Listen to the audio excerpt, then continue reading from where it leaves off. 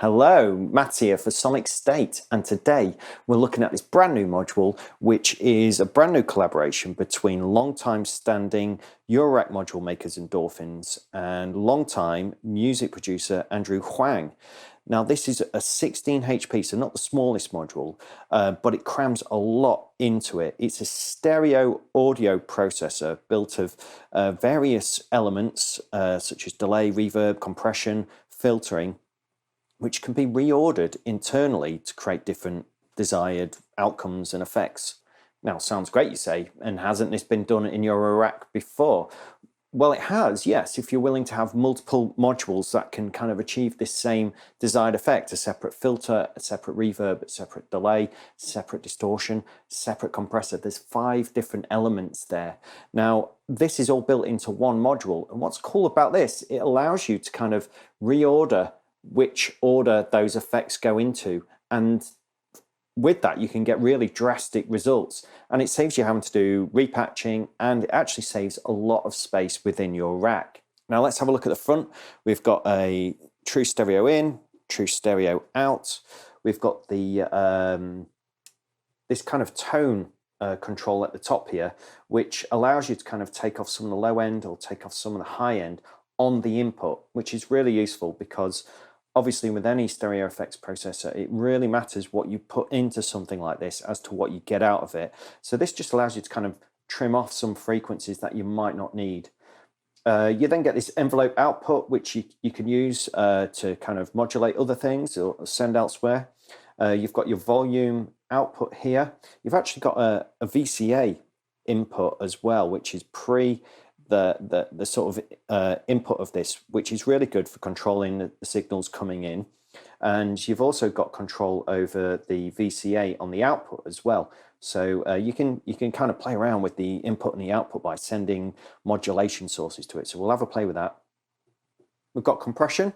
We've got sidechain on the compression as well, and the depth of that. We've got distortion. It's only one type of distortion, but it's certainly very, very useful. In the middle, you'll see we've got this giant kind of frequency dial here, complete with cutoff CV and resonant CV.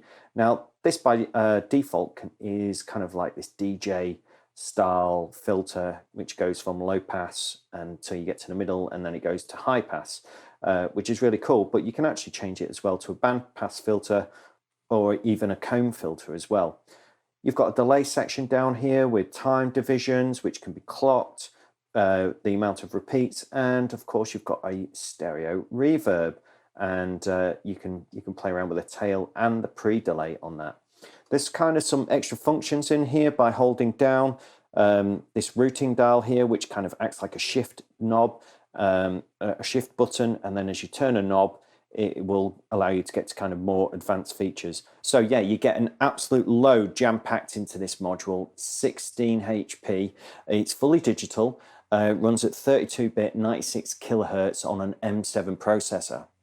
Let's have a listen. I've got the polycinematic just going into the module here. Let's open up the filter. And we've just got it in the default low pass, high pass. So as you see, as we turn it round, we get that going on. Resonance.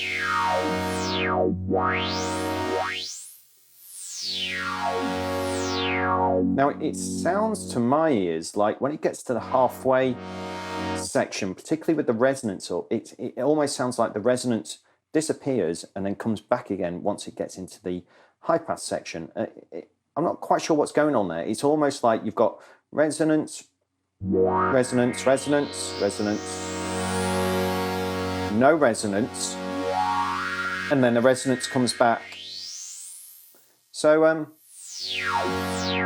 not sure if that's typical of a DJ kind of filter like this. I mean, I've got a few that kind of emulate that already. And in fact, I've got some of the Endorphins modules that also have this kind of DJ filtering. It doesn't quite react in that same way. So I'm not sure why it kind of has that resonance peak, disappears in the middle, and then it comes back again. Maybe it's just the desire of this particular style, but I think for me, I think I'd prefer a kind of more consistent sweep there within the resonance.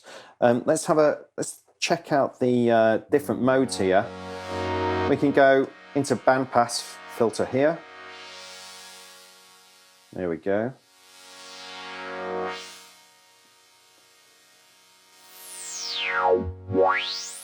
Lovely. And if you want to go crazy, you can hold down routing, press this button,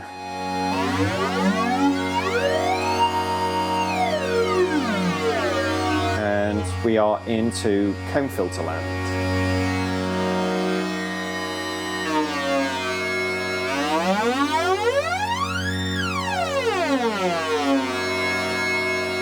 Pretty cool, eh? Let's add a little bit of distortion. I'll just match the sound over here. So bring up the distortion. And you can see you get this kind of peak clip in here as well, the more distortion you add. Now I quite like this distortion. I quite like the way it breaks up.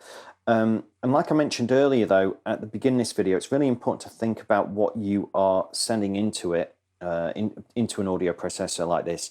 And particularly at the right level as well. So I'm actually going to take an attenuator here, and I'm going to send it into the pre-VCA, which allows me to kind of control the audio going in and then apply some additional distortion. It just allows me to kind of have a little bit extra control over that level. So here with the attenuator,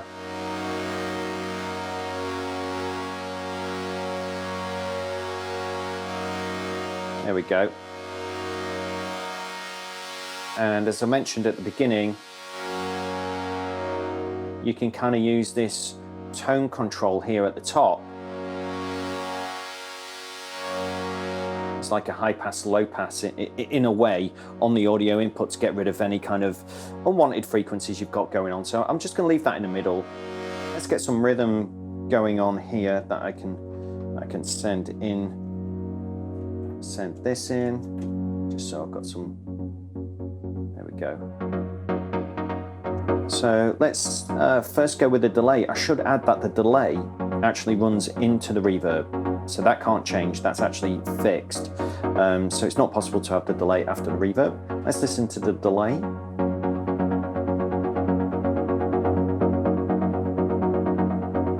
So that's kind of your wet dry mix, if you like, the delay.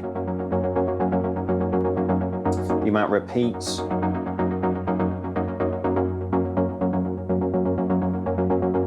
time division,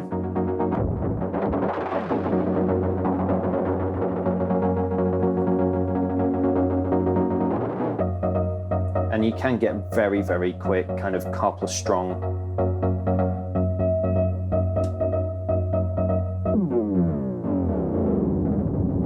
You can also change the tone of those repeats as well. So if you hold down this routing button again, it acts like a shift, and then change the repeats, you can then get kind of duller or brighter delays. We can of course clock the delays as well, so if I just send the clock into there, now it's in time, and the time division will work to that clock. Let's add some CV voltage as well into the cutoff, some modulation. Put that in there, open that up.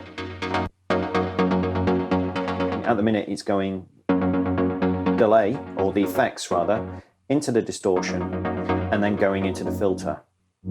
So the filter's right at the end. Now if we press this routing button, now we've got the distortion first, then it goes into the filter, and then last into the effects. So that means when the filter closes, you've still got the tails of the delay and the reverb going on. Okay, let's listen to the reverb. I'll just leave that fully open. Reverb.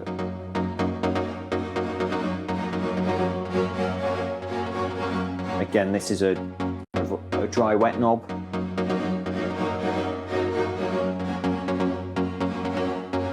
Tail is your length, So you can get into this really big,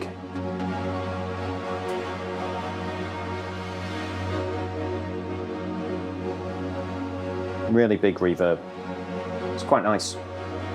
And actually, if we hold down routing again, we can play around with the pre-delay,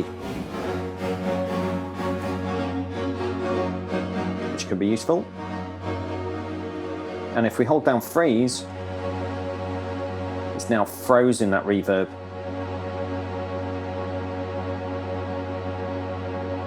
And because the reverb is the last thing in the order, so it's distortion, filter, and then effects at the moment, that can just keep playing. I can close my filter.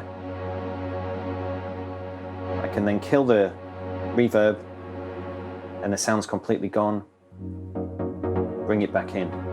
So it's kind of playable in that way.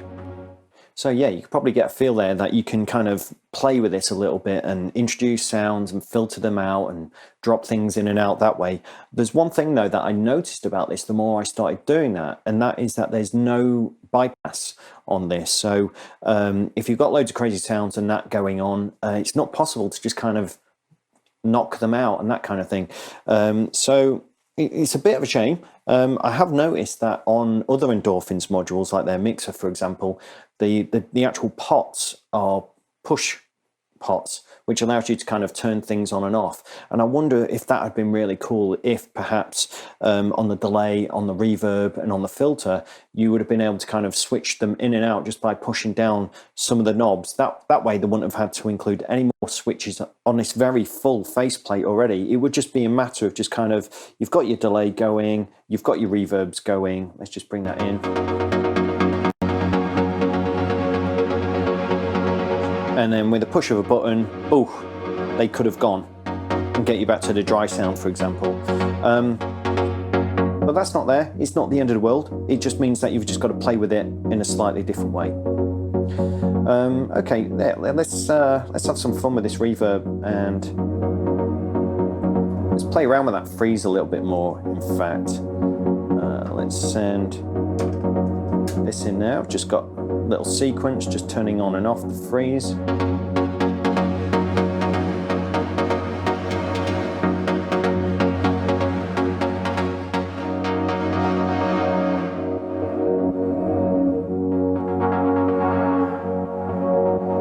And you can get that kind of thing going on. So yeah, something to keep in mind is that when you are changing the order that all of these play back in, so if you've got distortion, then you've got the filter, and then you've got effects, and then you press the routing and it changes them around, you can get some kind of wild volume changes. So just be careful of that. It's maybe not something you want to do in a live capacity. It's maybe something that you want to be aware of how it's going to sound, and something you want to rehearse with first. So I'm just being mindful of that as well in this video, that if you hit that routing button, I don't want to suddenly blast your speakers or anything like that. Okay, let's change the routing again. So now we've got the filter last again. I think I kind of like this one because the filter says what goes last in the chain. Let's just bring in a kick drum and some hi-hats for context.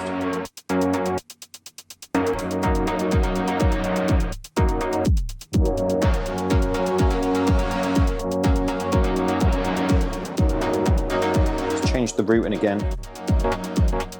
So now the delay and the reverb is last.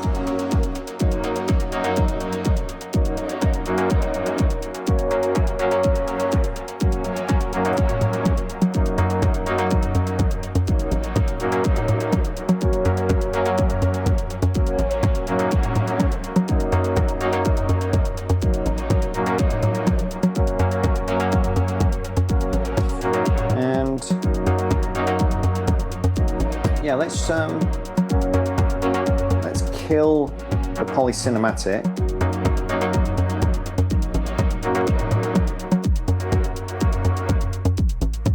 And let's bring in the Make Noise XPO, which I've got down here,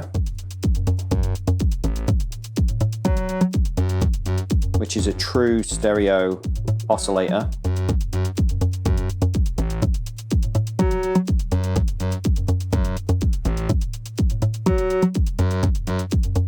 and that's just going through a VCA.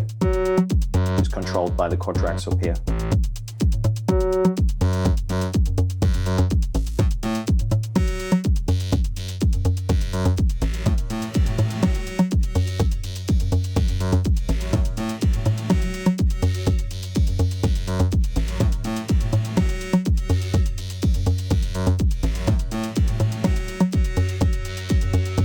If I just kill the kick and the hi-hat, I can take this trigger here. This is based on my kick drum pattern, and put that into the trigger in for the sidechain, and you can see I've already got a flashing light which says it's receiving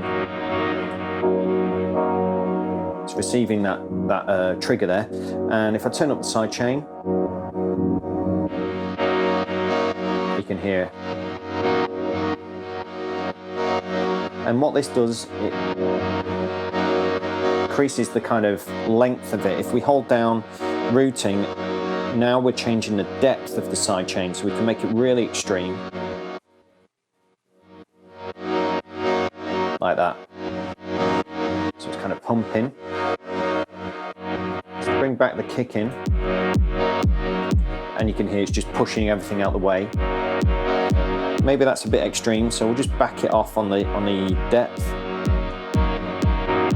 There we go. So yeah, pretty fun. Sounds really good. I really like the delays, the reverbs. I like the fact that you can reroute stuff very, very quickly. I like the freeze on it as well. I like the fact that you can modulate all of these effects as well. I must admit, in the past, even working in Modular, I tend to set and just leave my effects as they are. I don't tend to kind of modulate them too much or send CV. I just get the kind of vibe from the Ghost that I want to kind of send a lot of CV and sort of manipulate and play around with them a lot more than I would do if I had them kind of in standalone units. I'm not quite sure why that is. I don't know. It just makes me want to delve in there a little bit more. Okay, let's try something a bit different here. Let's kill all the synths and the bass line and stuff going on. Let's just listen to the drums going through this. So I've just reconfigured my patching here. So we've got kick and snare going through here. Let's just turn up the VCA. This is quite nice. We're hearing distortion on that kick drum. You can also get a little bit more distortion as well. Once this dial, the output, goes past 9 o'clock, it then can add some distortion on the output. So what's really cool about this is that you kind of get that distortion on the input, you get the distortion on the output, then you can play around with the VCA as well. So there's loads of ways to kind of manipulate the sound and to drive it into distortion, either at the beginning or at the end of the chain, which is really cool. Okay, so we're just listening to stuff coming through here. And let's add some delay.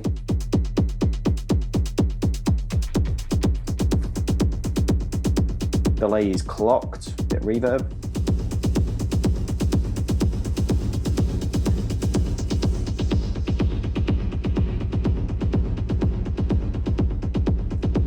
Let's make those repeats really kind of low. Subby, and what you get there is this kind of techno rumble. Let's bring in the dry kick. Pretty cool.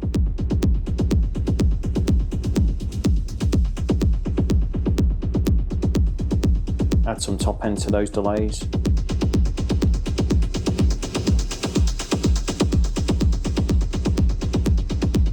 Which is nice.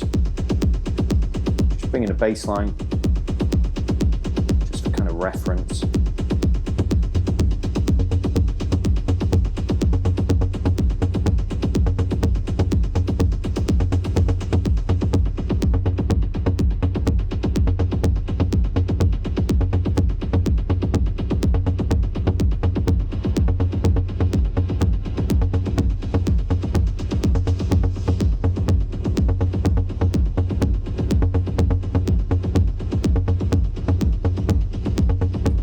Cool.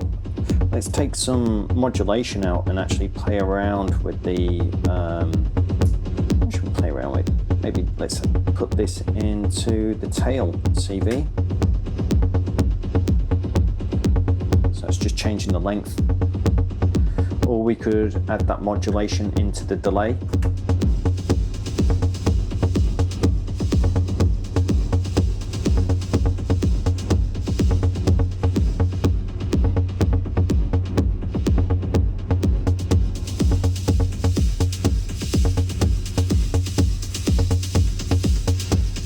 Or even into the reverb.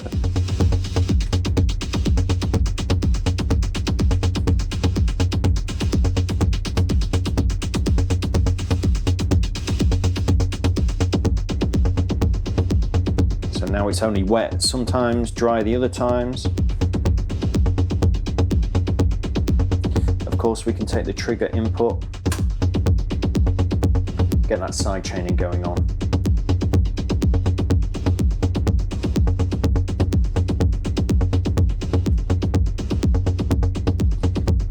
Even bring back the freeze on that reverb.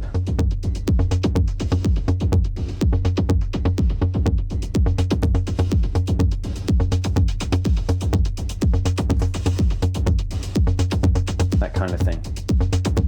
Okay, let's listen to that and let's change the order of the effects.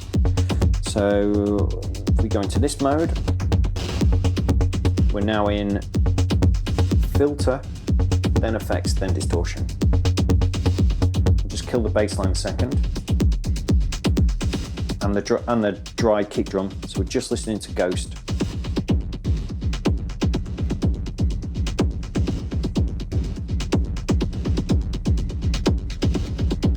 Like that.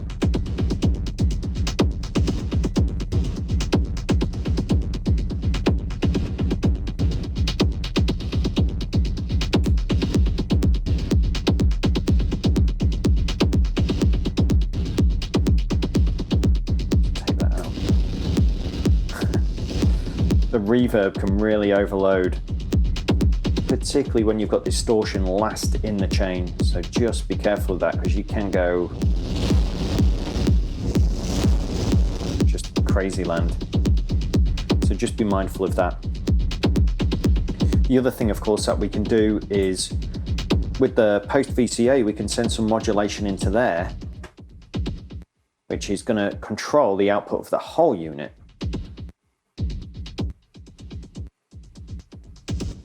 I suppose if you was to program some kind of modulation going into this, you could use that to kind of bypass the whole thing, but the sound would just completely go. There's no way to go from 100% wet to 100% dry on all of the effects in one go.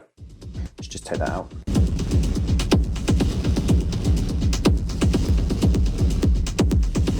I like that. It's distorted, but I like it. Let's go. So this is the first algorithm, so the VCFs are on the output.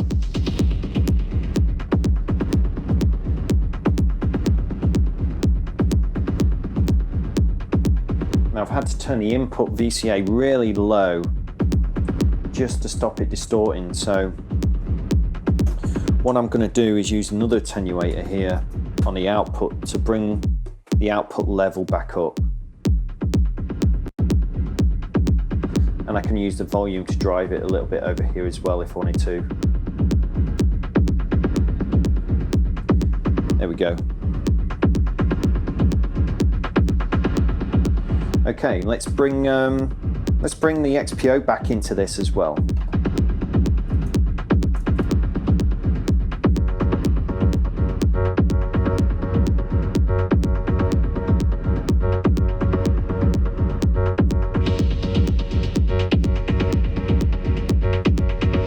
Maybe the poly cinematic as well.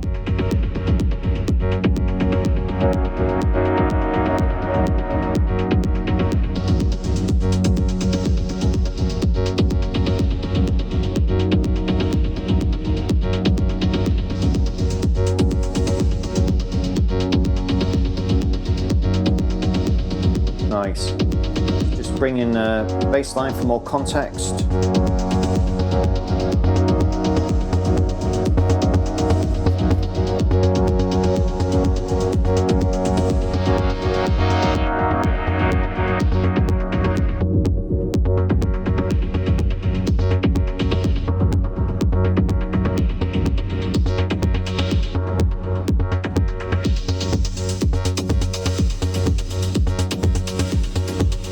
So by adding the tone of the repeats of the delay and making them brighter, you can really brighten up the whole mix straight away, or you can make the whole thing duller by taking it into the lower frequencies, making them duller. I think for me, that is something I would really like CV control over.